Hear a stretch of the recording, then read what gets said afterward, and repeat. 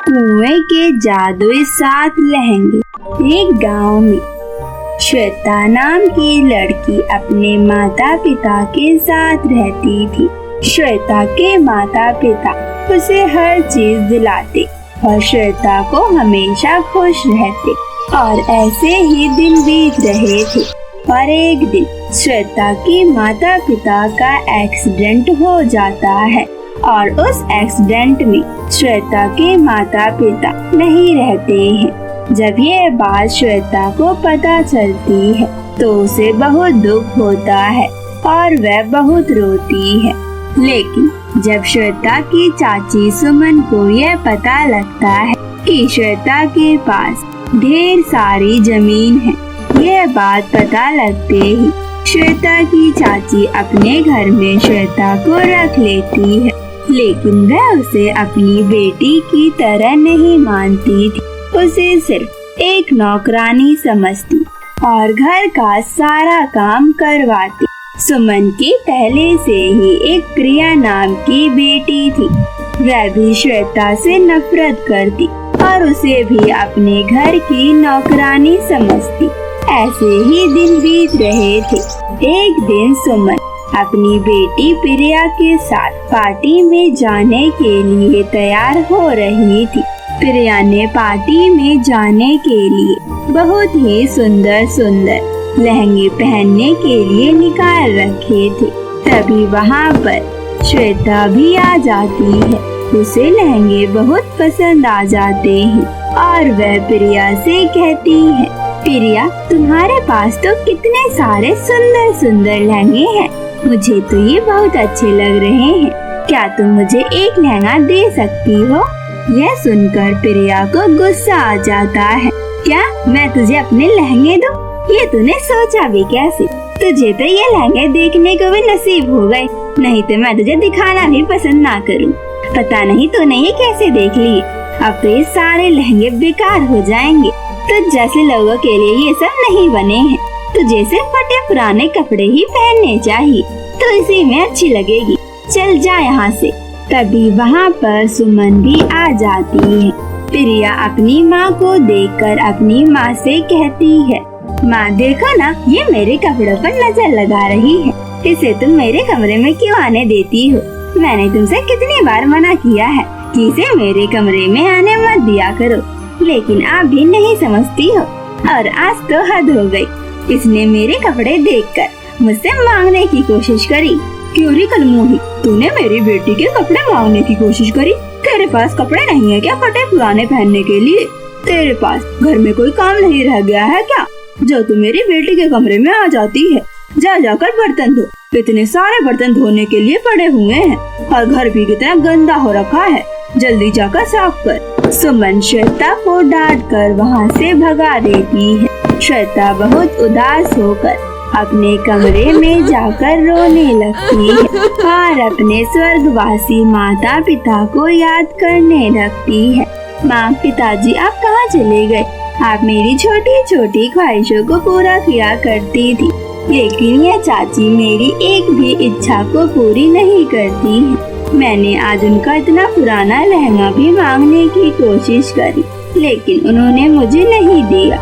उनके पास तो इतने सारे कपड़े हैं, फिर भी उन्होंने मुझे उनमें से एक भी ड्रेस या लहंगा नहीं दिया। मेरे सारे कपड़े फट चुके हैं और मेरे पास एक भी नई ड्रेस नहीं है। मुझे भी नए कपड़े पहनने हैं। अगर आप लोग होते तो मुझे जरूर दिलाते, लेकिन ये चाची मुझे बिल्कुल भी नहीं दिलाएंगी। यह कहकर श्वेता रोने लगती है कि तभी उसकी स्वर्गवासी माँ की आवाज आती है, बेटी श्वेता, मुझे पता है कि तुम्हारी चाची तुम पर बहुत अत्याचार करती है और मुझे भी यह देखा नहीं गया, इसलिए मैं यहाँ पर तुम्हारी मदद करने के लिए आ गई। बेटी, मैं तुम्हें ऐसी जगह बताऊंगी जहाँ पर जाने के बाद तुम्हें कुछ चीजें मिलेगी, उसकी मदद से तुम इस संकट से बाहर आ सकती हो। श्वेता को एक जादुई कुएं के बारे में बताती है और श्वेता वहाँ पर जाती है। जैसे ही श्वेता वहाँ पर पहुँचती है, वह कुआं श्वेता को देखकर चमकने लगता है। यह देखकर श्वेता समझ जाती है कि यह वही कुआं है जिसके बारे में उसकी माँ ने बताया था। तभी वह कुआं कहता है, श्वेता, मुझे पता है कि तुम्हारी माँ ने तुम्हें यहाँ पर भेजा है और मुझे तुम्हारे बारे में सब पता है, इसलिए मैं तुम्हें कुछ देना चाहता हूँ जिसके लिए तुम्हारी माँ ने मेरे पास तुम्हें भेजा है। तभी उस कुएं में से जादुई 7 लहंगे निकलते हैं जो कि एक से बढ़कर एक सुंदर और बहुत ही खूबसूरत होते हैं, जिसे देखकर श्वेता बहुत खुश हो जाती है। तभी वह जादुई कुआं कहता है, श्वेता, यह कोई आम लहंगे नहीं है, यह सुंदरता के साथ साथ जादुई है। तुम इन्हें पहनकर अपनी सभी इच्छाओं को पूरा कर सकती हो, लेकिन याद रखना यह किसी भी लालची या बुरे इंसानों के हाथों में नहीं लगना चाहिए, नहीं तो उसके साथ बहुत बुरा होगा। हाँ, मैं इसका पूरा ख्याल रखूंगी और किसी के भी हाथ नहीं आने दूंगी। उसके बाद श्वेता वह जादुई 7 लहंगों को अपने साथ अपने घर लेकर आ जाती है और एक लहंगे को पहनकर वह घर का काम करने ही जाती है। तभी घर का सारा काम हो जाता है और कुछ देर बाद प्रिया और सुमन भी घर पे आ जाती है। प्रिया जैसे ही श्वेता का लहंगा देखती है तो उसे बहुत पसंद आता है और वह अपनी माँ से कहती है, माँ, जरा देखो तो इसका लहंगा कितना सुंदर लग रहा है। आज से पहले तो मैंने इतना सुंदर लहंगा नहीं देखा है। मुझे भी ये लहंगा पहनना है और इसके मुझे नए कपड़े सारे चाहिए जो इसके माता पिता ने इसके लिए रख रखे हैं। मैं नहीं चाहती कि ये मुझसे ज्यादा सुंदर लगे। हाँ बेटी तो सही कह रही है, मैं आज ही से सारे कपड़े छीन लूंगी और तुझे लाकर दे दूंगी, फिर तो खुशी खुशी ने पहनियो।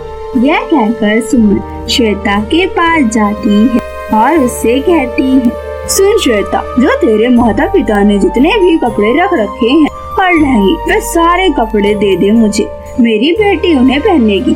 और तुझे क्या करना है? घर में तुझे तो नौकरानियों की तरह रहना होता है, इसलिए तू सारे कपड़े ला मुझे दे। नहीं चाची, मैं आपको एक भी कपड़े नहीं दूंगी, चाहे तो आप मुझे मार लीजिए, लेकिन मैं आपको एक भी ड्रेस या कपड़े नहीं देने वाली हूँ। यह सुनकर सुमन वहाँ से गुस्से में चली जाती है और रात के समय सुमन श्वेता के कमरे में जाती है और वहाँ से छुपके से श्वेता के सारे लहंगे लेकर अपने कमरे में आ जाती है। सुमन के कमरे में पहले से ही प्रिया बैठी हुई थी। वह जैसे ही अपनी माँ के हाथों में लहंगे देखती है तो वह बहुत खुश हो जाती है और उसकी माँ सुमन कहती है, बेटी ये ले लहंगे, अब तो इन्हें पहन और खुश रह, मुझे तुझे खुश देखकर बहुत अच्छा लगता है। प्रिया उनमें से एक लहंगा पहनती है, लेकिन वह जैसे ही वह लहंगा पहनती है उसके पूरे शरीर में खुजली होने लगती है। माँ, ये कैसा लहंगा है? मेरे पूरे शरीर में खुजली होने लगी, मैं क्या करूँ? माँ, मेरी जल्दी से मदद करो और इस लहंगे को जल्दी से उतारो। सुमन भी बहुत कोशिश करती है, लेकिन वह लहंगा नहीं उतार पाती है और वह जल्दी से श्वेता के पास जाती है। श्वेता, तेरी माँ का वह कैसा लहंगा था जो मेरी बेटी के शरीर में पूरी खुजली करने लगा है और ना ही वह लहंगा निकल रहा है। चाची, आपने क्या किया? मैंने आपको पहले ही मना किया था कि मैं उनमें से एक भी लहंगा आपको नहीं देने वाली हूँ, लेकिन आप वह लहंगा क्यों लेकर गई? क्यों, क्या हो गया? उसके बाद श्वेता सारी बात अपनी चाची को बताती है। यह बात सुनकर श्वेता की चाची को बहुत बुरा लगता है और उसे अपनी गलतियों का एहसास हो जाता है। बेटी श्वेता, मुझे माफ कर दे, मैंने तुझे बहुत परेशान किया है। अब मैं तुझे अपनी बेटी की तरह रखूंगी और किसी भी चीज की कमी नहीं होने दूंगी। सुमन अपनी सारी गलतियों की माफी श्वेता से मांग लेती है और उसके बाद सुमन श्वेता दोनों प्रिया के पास जाते हैं। उसकी भी खुजली बंद हो चुकी थी और उसे भी अपनी गलतियों का एहसास हो चुका था। वह भी अपनी गलतियों की माफी मांग लेती है और उस दिन से श्वेता खुशी खुशी अपनी चाची और अपनी बहन के साथ रहने लगती है।